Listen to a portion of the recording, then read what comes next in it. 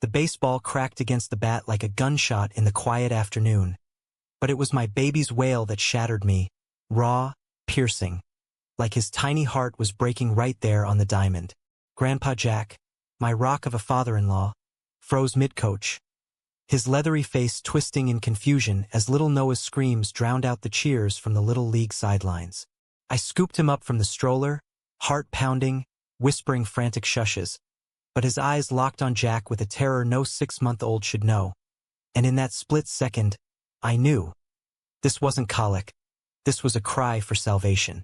That was the day everything cracked open, like the fault lines under our perfect Midwestern life in Elmwood, Ohio. A sleepy town where Friday nights meant bonfires and high school sweethearts lasted forever. I'd always pictured us as the postcard family. Me, Sarah, the elementary school teacher with the messy bun and endless patience. My husband Tom, the high school baseball coach with his easy grin and calloused hands. And Noah, our miracle after 2 miscarriages, all chubby cheeks and gummy smiles. Jack lived just a mile away in that creaky craftsman house he'd shared with Tom's late mom, and he was our anchor, picking up Noah for grandpa time, while Tom ran drills, spinning tales of his glory days as a minor league pitcher. "Blood's thicker than the infield dirt," he'd say, ruffling Tom's hair like he was still 10. But Noah's cries started small, innocent enough to dismiss. A fussy spell during Jack's first post-game cuddle, chalked up to the crack of bats echoing too loud. Then it escalated. Full-throated howls the second Jack's pickup rumbled into our driveway, tiny fists battering the air as if warding off an invisible storm. I'd rock him for hours after, humming "Take Me Out to the Ball Game," until his sobs faded to hiccups. But doubt gnawed at me like termites in the foundation. Tom laughed it off. "Babies sense the excitement, babe. Jack's got that old man energy." But I saw it in Noah's eyes. Not fear of the game, but of the man holding the mitt. I couldn't shake it, that look Noah gave Jack. Like a deer spotting the hunter's glint. We were at Riverside Park again, the air thick with July humidity and the scent of hot dogs from the concession stand. Tom was in his element, barking orders at his ragtag team of 10-year-olds, his whistle cutting through the chatter like a lifeline. "Swing level, Mikey. Eyes on the ball." Jack sat on the bleachers beside me, Noah balanced on his knee, cooing in that gravelly voice of his. "Who's my little slugger, huh? Gonna pitch like your daddy one day." The first pitch flew, a lazy arc from the mound, and the crack echoed. Noah's face crumpled before the ball even hit leather.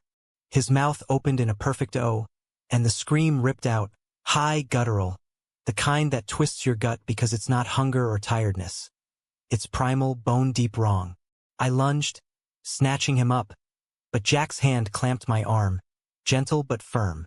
"Easy, Sarah. He's just overstimulated. Babies do that. Overstimulated." The word stuck like a burr. I forced a smile, murmuring apologies as parents shot sympathetic glances, but inside, my mind raced. Noah buried his face in my neck, sobs soaking my shirt, and I rocked him under the massive oak that shaded the dugout, its leaves whispering secrets in the breeze. Jack wandered off to help Tom with fielding drills, his limp from that old knee injury making him favor his left side. He was 72, silver hair cropped short, face etched with laugh lines from decades of dad jokes and backyard barbecues. How could terror live behind those eyes? That night, after tucking Noah into his crib, monitored by the baby cam that glowed like a watchful ghost, I poured a glass of Merlot and scrolled through forums on my phone.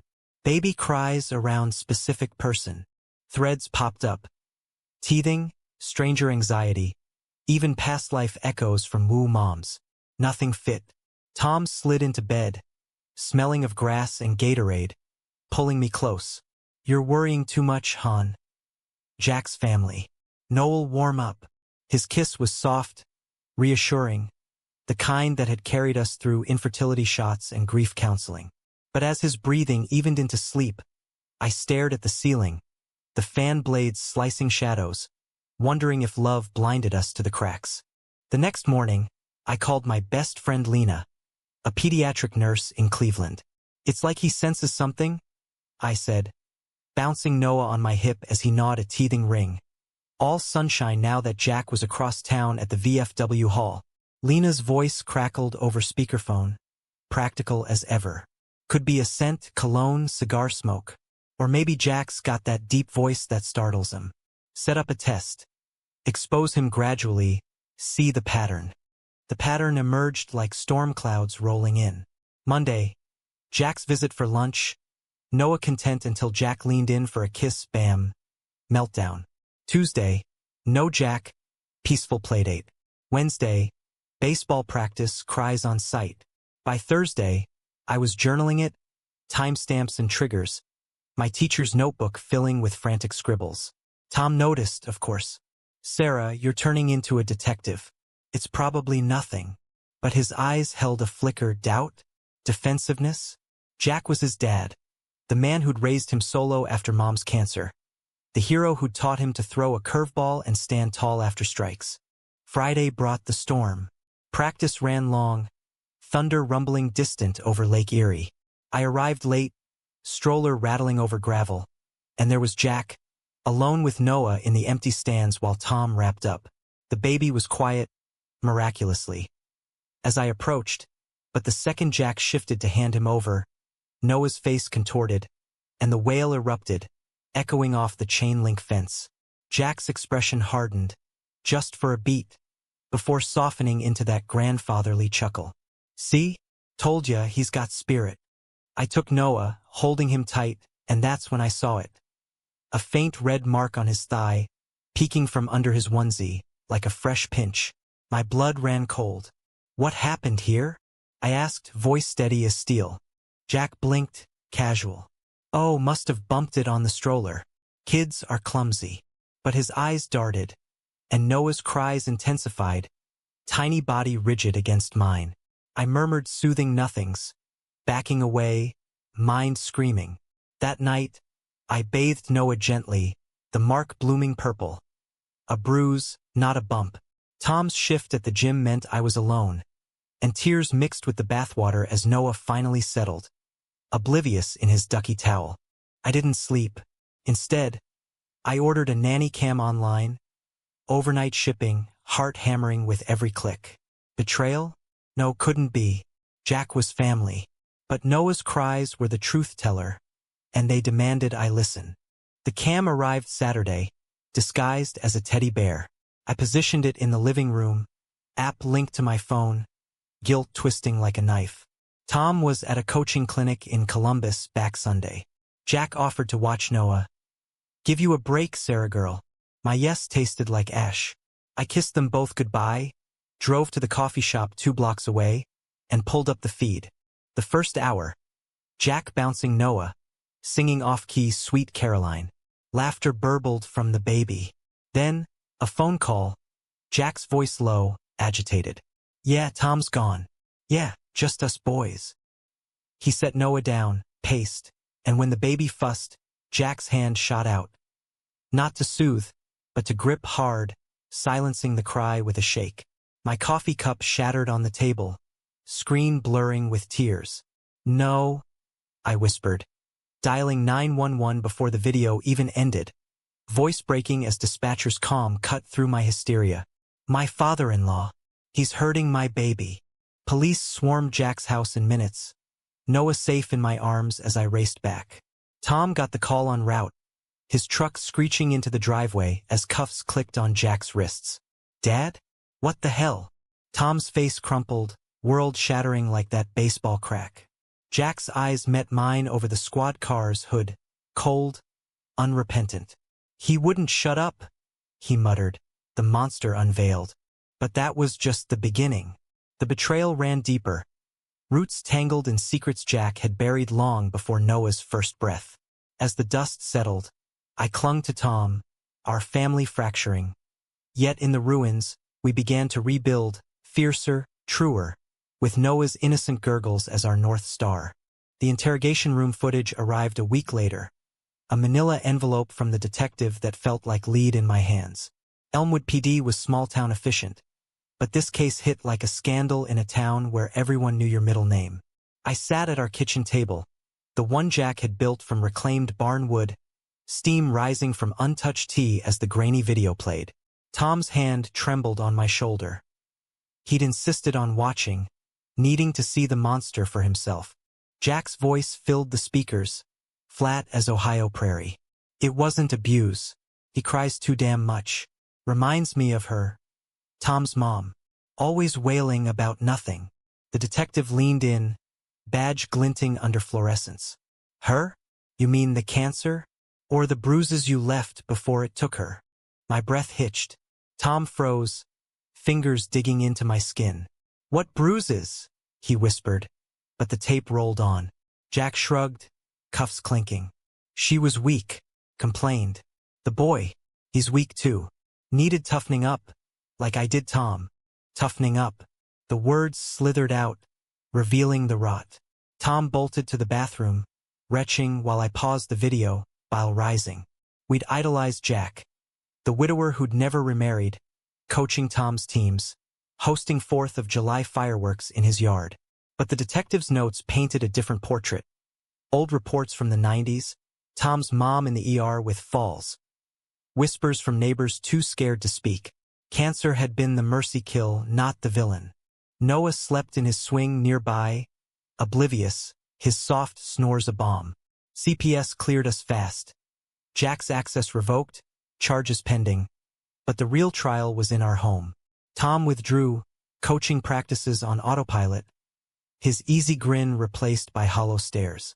Was it me? He asked one night, voice cracking over takeout pizza. Did I miss it? All those times he toughened me. The belts, the lessons after losses.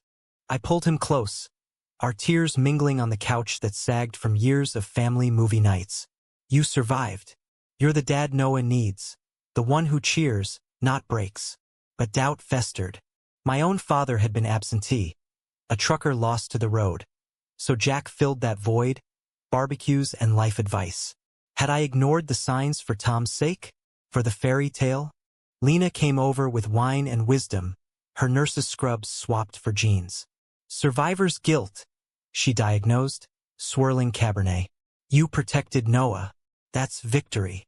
We talked till midnight, Noah between us on a blanket fort, his giggles chasing shadows. But sleep evaded me, nightmares of tiny bruises morphing into Jack's gnarled hands. The arraignment was a circus. Local news vans clogging Main Street, headlines screaming, beloved coach's dark secret. Jack pled not guilty, lawyers spinning it as generational discipline. But the video evidence stuck like tar. Tom testified, voice steady but eyes haunted. He shaped me, but he scarred us all. I held Noah in the gallery, his chubby hand waving at strangers, unaware his cries had toppled an empire. After, protesters gathered, some with signs for Jack, forgive our elders. Others for Noah, protect the innocent. Elmwood divided, old boys club defending the man who'd umpired their youth, while moms like me formed a support circle at the library, sharing stories of red flags missed. One confessed her own father's spankings that left welts. Another, a husband's temper hidden behind high fives. Tom and I started therapy. Dr. Ellis, a no-nonsense vet with a sailor's tattoo peeking from his cuff. Betrayal's a thief, he said in our first session. Noah scribbling crayons nearby. Steals trust, but you can rebuild stronger. Homework. Date nights. No baseball talk. We tried. Picnic at the lake. Tom's laughter rusty but real as we skipped stones. Noah splashing in the shallows. I love you, he said, pulling me into the water. Our kiss tasting of sunscreen and second chances. For a moment the world righted. But Jack's shadow lingered. Letters arrived at the jail, smuggled through his lawyer. Tell Tom I'm sorry. For everything. Tom burned them in the fire pit. Flames devouring apologies too late. He doesn't get redemption without reckoning, he growled, but pain etched his face. Love and loathing twisted. Noah's cries stopped, replaced by babbles and reaches for Tom's nose. Milestones healed us. First crawl across the living room rug, first dida at breakfast. Yet tension simmered. Tom's coaching suffered, yells sharper, patience thin. One practice he benched a kid for a bad throw, echoing Jack's bark. Not you, I said later, cupping his face. You're better. The climax brewed in August, heat wave sticky as guilt. Jack's trial loomed, but a plea deal whispered. Reduced sentence for confession. The DA called. He admits the shakes, the pinches. Says it was to quiet the noise in his head. PTSD from Nam. Maybe dementia creeping. Mercy? Or manipulation? Tom paced our bedroom, Noah asleep down the hall. Part of me wants him gone forever. Part wants to understand. I nodded, heart aching. We visit. For closure. The decision hung, fragile as a curveball. Driving to the jail, radio humming classic rock, Springsteen wailing about ghosts in the heartland. I gripped the wheel, Noah's carrier strapped secure. Tom stared out the window, silent. Inside, Jack looked smaller, orange jumpsuit swallowing his frame. Son, he rasped, pressing palms to the glass. Tom's reply? A whisper, why, Dad? The why unfolded in fragments. War flashbacks triggered by Cries. Tom's mom's nagging, a trigger long buried. Noah's wails the spark. Not excuse, but explanation. A broken man breaking others. Tom wept. Forgiveness a seed planted in fury's soil. I release you, he said finally, voice steel. But we heal without you. Leaving, sunlight pierced the clouds. Elmwood's spire glinting. Betrayals wound scarred. But love, fierce, chosen, stitched us. Noah cooed from the back, reaching for light. Fall painted Elmwood in fire. Maples blazing along Route 20. Pumpkins grinning from porches like they knew our secrets. Trial day dawned crisp. Leaves crunching underfoot as I dressed Noah in his tiny flannel. Tom's tie crooked from shaky hands. The courthouse loomed, Greek columns mocking justice's weight. Inside, the air hummed with murmurs. Jack's supporters clustered like storm clouds, their glares pricking my skin. We sat front row, Noah on my lap, his toy bat thwacking rhythmically. A talisman against the chaos. The prosecutor, Ms. Hale, sharp-suited and sharper-tongued, laid it bare. Videos time-stamped, bruises documented, Jack's own words a noose. This wasn't discipline, she thundered. It was domination. A grandfather's hands, meant for guidance, twisted into weapons. Gasps rippled. A woman in the back sobbed. Jack's sister, perhaps, clinging to the brother she'd lost to war. Defense painted pity. PTSD expert testifying to Nam's ghosts. Dementia scans fuzzy at edges. Mr. Harlan acted from pain, not malice. The lawyer pleaded, voice oily. Jack took the stand, eyes downcast, recounting tunnels and screams that never faded. The boy's cry, it was her, begging. I just wanted quiet. Tom's fist clenched mine. I felt the tremor, rage and sorrow colliding. Closing arguments peaked like thunder. Hale demanding 5 years, defense begging probation. The judge, gray-whiskered with a farmer's squint, deliberated an hour that stretched eternal. Verdict, guilty, 3 years, mercy tempered with iron. Jack's head bowed, not in shame, but defeat. As bailiffs led him away, his gaze found Tom. Make me proud, son. Be better. Outside, media swarmed. Flashes popping like firecrackers, mics thrusting. Mrs. Harlan. Any comment on family healing? I shielded Noah, voice steady. We're survivors. That's our story. Tom nodded, arm around us, a unit forged in fire. But the real storm hit home. Tom quit coaching mid-season. The field too haunted by echoes. Can't yell without hearing him. He confessed over dinner, fork abandoned. I nodded, understanding. The classroom felt tainted too. Every raised voice a phantom bruise. We sold the house, Jack's shadow in every corner. Bought a fixer-upper on the edge of town. Lilacs blooming wild by the door. Renovations became ritual. Tom hammering walls, me painting Noah's nursery sky blue, his laughter the soundtrack. Friends rallied, Lena organizing playgroups, the PDA moms with casseroles in ears. One evening, fireflies dancing, Tom and I sat on the half-built porch, Noah asleep inside. I feel free, he said, stars wheeling overhead. Our kiss deepened, not desperate, but anchored. Love rediscovered in the wreckage. Yet conflict simmered. Jack's letters persisted, now from prison. Bible verses on forgiveness, pleas for visits. Tom burned half, read half aloud, voice cracking. He wants absolution I can't give. Dr. Ellis urged boundaries. Forgive for you, not him. We wrote once. Collective. Heal yourself. We've started without you. Noah turned one amid balloons and cake. His first steps wobbly toward Tom, arms outstretched. Cheers erupted, family, friends, no ghosts invited. But joy cracked when a card arrived. Postmarked Sing Sing. Happy birthday, slugger. Grandpa misses you. Tom paled, crumpling it, but Noah babbled, Bobby. Oblivious, and we laughed through tears. Winter blanketed Elmwood in hush, snow muffling sins. I returned to teaching, subbing kindergarten. Tiny hands in mine, a reminder of fragility. Tom found work at the hardware store, advising on tools instead of tempers. Date nights evolved. Hikes in Cuyahoga Valley, where waterfalls drowned doubts. Picnics where Noah chased ducks. But betrayal's echo lingered in quiet moments. A nightmare woke Tom screaming Jack's name. I'd hold him, whispering, You're safe. We're safe. Intimacy rebuilt slow. Touches tentative, then tender, bodies remembering trust. I choose us, he'd murmur, fingers tracing my spine.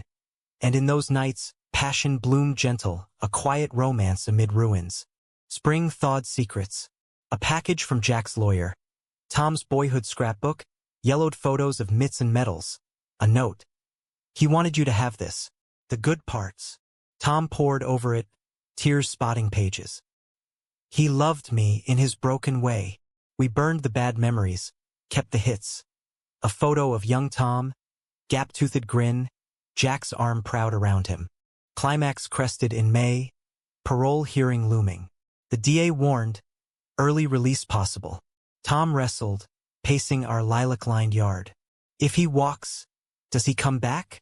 I cupped his face. He doesn't get to decide. We do. We testified remotely, voices firm. Progress noted, but risk eternal. Parole denied, another year inside. Relief washed like rain, but humanism stirred. He's human, Tom said. Flawed as us. We sent books, self-help, war memoirs. Not forgiveness, but path forward. Noah's second word, Mama, pointing at me during story time, and my heart swelled, full circle. Summer hummed return. Tom coaching a clinic for at-risk kids, emphasis on kindness over kills. I watched from the stands, Noah on my hip, his claps pure joy. No cries now, just cheers, the field reclaimed. By Noah's second summer, Elmwood had softened its stare. Scandal faded to footnote, replaced by harvest festivals and homecoming floats. Our fixer-upper bloomed. Wildflower garden out back, swing set creaking with giggles. Tom thrived at the clinic. His gentle giants approached drawing dads seeking better than their own. You're changing the game, I'd say, kissing him goodbye, coffee in hand. But Jack's shadow stretched long. Prison updates trickled. Good behavior, therapy groups, a letter describing the quiet inside now. Tom read them aloud on porch swings, voice measured. He's trying. I nodded, wary. Forgiveness a tightrope, one slip to freefall. Noah, toddling now, asked for Gonpa after seeing a photo. Innocent curiosity piercing like thorns. Gonpa's away, Tom explained, redirecting to blocks. But the question lingered, a seed of what-ifs. Conflict reignited in September. A call from the warden. Jack's health crash, heart scare, pneumonia grip. Wants to see family, the voice crackled. Tom hung up, face ashen. He's dying, Sarah. What do we owe the dead? We debated nights away, Noah's bedtime stories masking murmurs. Lena weighed in. Closure's not duty. It's gift, if you choose. Dr. Ellis framed it. Visit for the boy he could have been, not the one who hurt. Tom decided alone. In the garage amid toolboxes. We go. For me. The drive to Ohio State Penitentiary dragged. autumn leaves swirling like confetti for a funeral. Noah stayed with Lena, anti-adventure, leaving just us, hands clasped over console. Inside, sterile halls echoed footsteps. Jack in a wheelchair, thinner, eyes milky. Tom, he breathed, voice a rasp.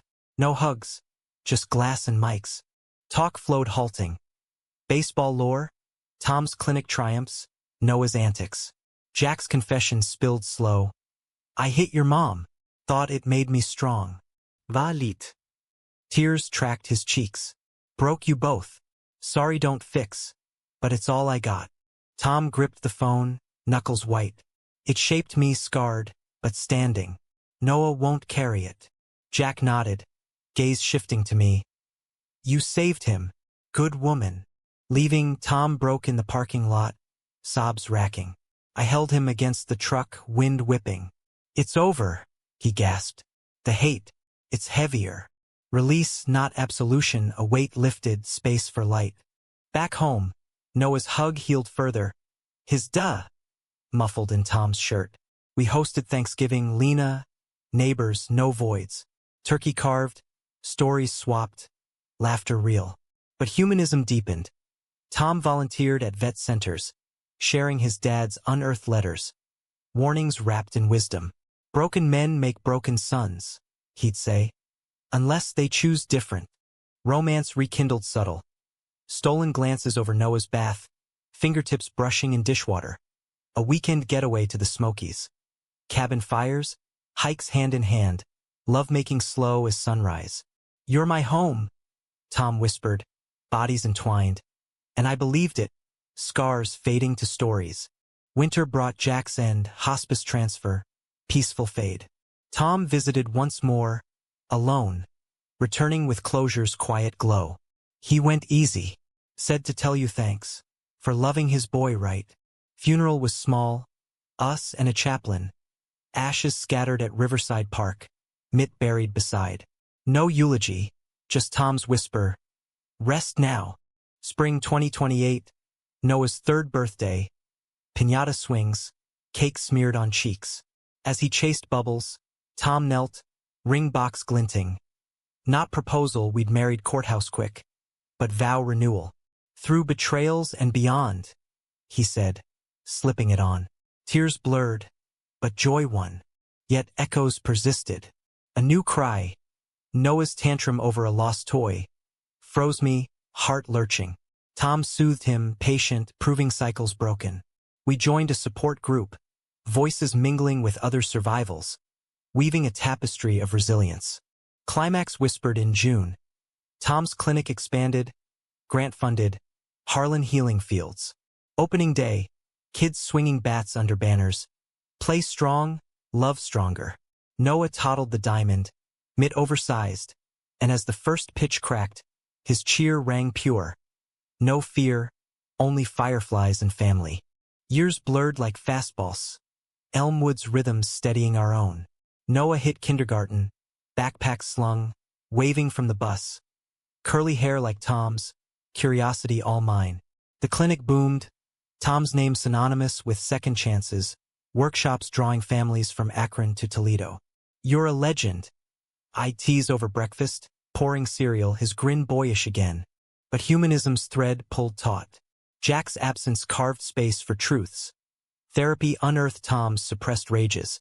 My own perfectionism born of patched homes. We parented deliberate, Noah's no respected. Emotions named like old friends. It's okay to feel big, Tom taught during meltdowns, hugging tight, modeling the grace Jack never knew. Romance evolved, deep as roots. Anniversaries at the lake, skinny dips in moonlight, whispers of dreams.